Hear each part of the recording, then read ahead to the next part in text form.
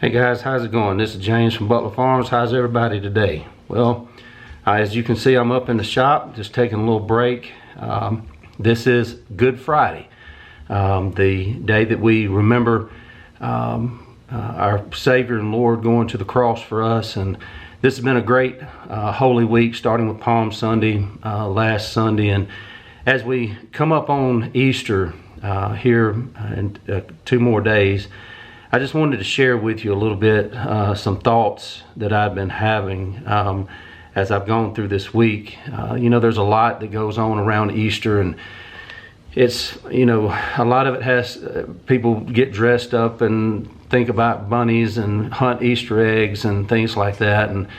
And you know, I don't think there's anything inherently wrong with that. But a lot of times I wonder if our focus is where it should be. You know, I was thinking about this as I was out working today. I've been, as you can see, it looks like I've been out in the yard. Well, I have, and everywhere I turned today, I was just amazed as I worked in the yard. I worked in the garden. I've been outside most of the day, and all I could keep thinking of is how great God is and what He has done. And when you think about how great God is and what He has done, there's no way that you can have that conversation or that thought process without going to what He has done for us as far as our eternity goes. And, you know, as I look through the Gospels, this is one of my favorite stories in the Bible, always has been. I guess what you would call the Easter story. And if you look across the different Gospels, you know, you see 4 different men, Matthew, Mark, Luke, and John, writing the same story from 4 different perspectives. And, you know, in Matthew, he focuses on some things that the other ones don't. He talks about an earthquake and the appearance of the angel. But in Matthew 28:6, he says, "He is not here, for He is risen, just as He said." And then in verse 7, he says, "Then go quickly and tell His disciples." Then we move over to Mark, and we see kind of the human side of what's going on. After the crucifixion and the burial, the women were coming to anoint the body of Jesus. And in verse 3, you see a conversation of these women. Mark thought it was important to show the human side of these women that were coming to prepare Jesus' body. And in verse 3, they were saying to one another, "Who will roll the stone from the entrance to the tomb for us?" So they were worried about more practical things, about how they were actually going to get in the tomb to anoint His body. They were missing the bigger point. And after they met this angel, and he told them that He is not here, in verse 7, they are told, "But go, tell His disciples and Peter."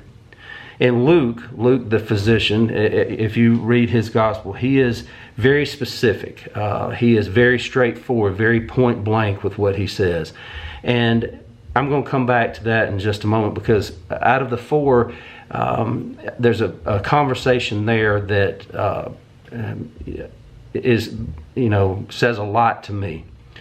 Then you go to John, a man that was with Jesus the entire time during His earthly ministry.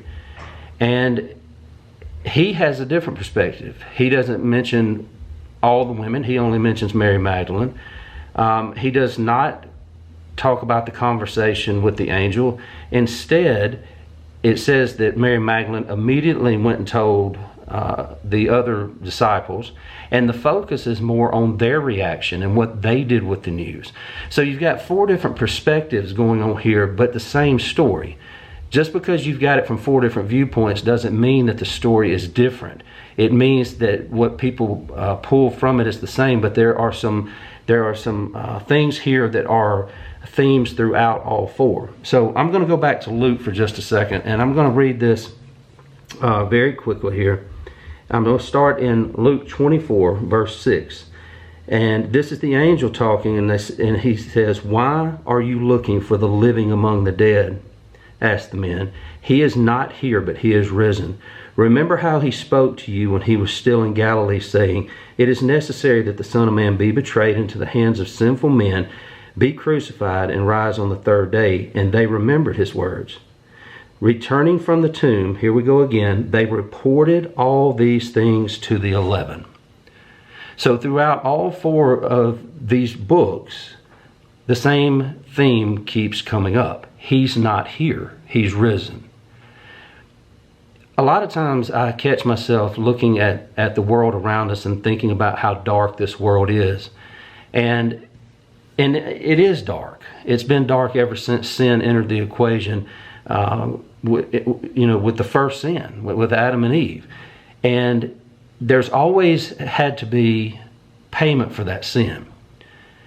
But that the one true God of the universe would send his son to die for me, a sinner, to defeat sin. And then, as he told them repeatedly as he walked and taught them during his ministry here on earth, Jesus repeatedly told them, I will rise again. And he did, to defeat death. And now those sacrifices don't have to be made anymore. But I think one thing, that just a little bit further here, we get so caught up in the dark that we miss the light. Darkness is nothing new.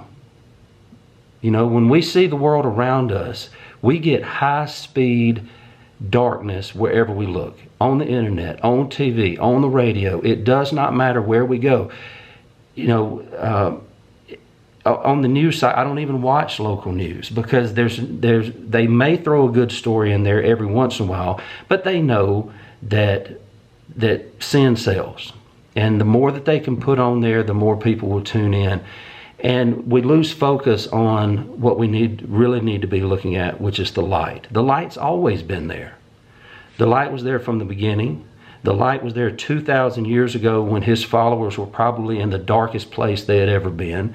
The people that had lived with him, walked with him, they had served with him, they had ministered with him, they still didn't get it. Most of them still missed the point that right there in front of them was the light. All they could focus on was the dark, until he appeared again. The light is still there. The light is just as bright as it's always been. We make the choice whether we see the light or whether we see the dark. You've got that choice. It is a choice that every one of us has to make.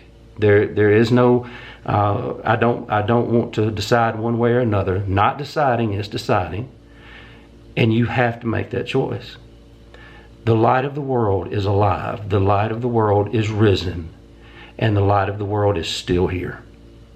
So that's just something to think about as we go from this Good Friday toward Easter Sunday. And I just pray that you have a great weekend. It is beautiful here where I am in central Alabama. Just a testament to the power and the glory of our God. And I pray that you do some thinking this weekend, and don't just focus on the egg hunts and the food and if you go to church, your new Sunday dress or your new tie that you got to wear to church. Focus on what's really important and why we're actually celebrating it. If you've never celebrated Easter, then get access to a Bible, even if it's online, and read the story of the crucifixion in any of these Gospels and of the resurrection. And if you can honestly say that if you read it honestly and you can walk away from it not being changed, knowing what the God of the universe did for you, I don't know what else to tell you guys. But I'm going to leave it at that. I don't want to make this too long.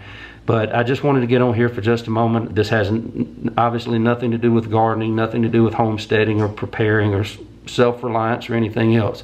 Because truth be known, I'm not self-reliant. I rely on the light, and I just pray that you would too. And until next time, this is James from Butler Farms, and I'll be seeing you.